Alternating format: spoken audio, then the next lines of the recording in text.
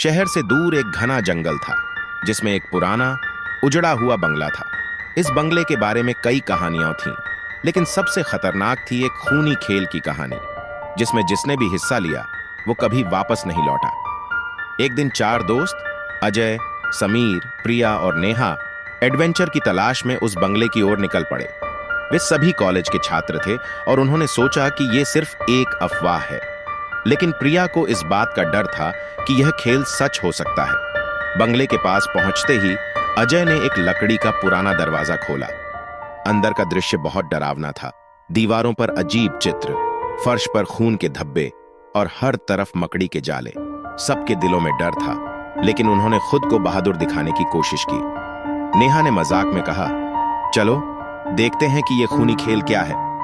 वो सब एक कमरे में पहुंचे जहां एक पुराना बोर्ड रखा था। उस बोर्ड पर खून से लिखी कुछ पंक्तियां थीं।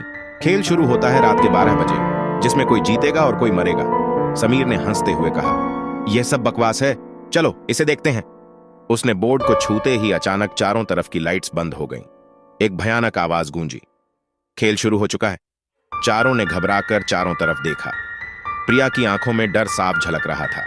अजय ने सबको समझाया कि यह सिर्फ एक प्रैंक है, लेकिन तभी दरवाजे अपने आप बंद हो गए। वे सब एक साथ खड़े हो गए और अचानक बोर्ड पर शब्द उभरने लगे, पहला चरण, डर का सामना करो। अचानक नेहा चीख उठी। उसके सामने एक अजीब आकृति उभर आई थी।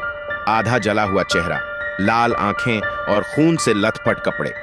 वो आकृति धीरे धीरे नेहा के करीब आ रही थी। नेहा ने भागने की कोशिश की, लेकिन वो दीवार से टकरा गई। बाकी दोस्त उसे बचाने की कोशिश कर रहे थे, लेकिन कुछ अदृश्य ताकत उन्हें रोक रही थी।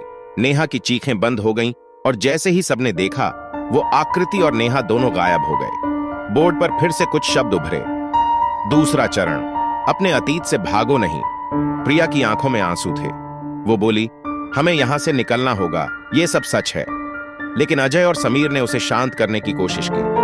तभी समीर की नजर एक दर्पण पर पड़ी जिसमें उसने अपनी परछाई देखी, लेकिन वो उसकी नहीं थी। वो परछाई अचानक दर्पण से बाहर निकल आई और समीर की ओर बढ़ने लगी।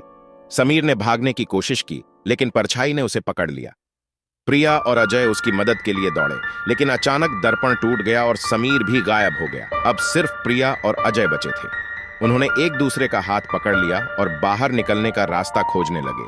बोर्ड पर आखिरी शब्द उभरे, अंतिम चरण, एक को बचना है, दूसरे को मरना है।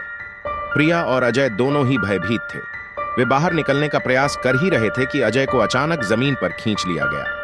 प्रिया ने उसकी ओर दौड़ने की कोशिश की, लेकिन अचानक पूरा बंगला हिलने लगा।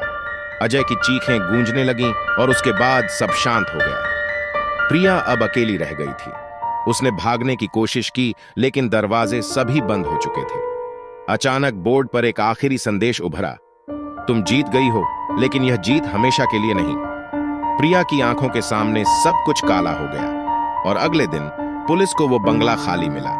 वहां से कोई नहीं बच पाया था, लेकिन आज भी उस जंगल में जाने वाले लोग कहते हैं कि वे रात में चीखें और हंसी सुन सकते हैं।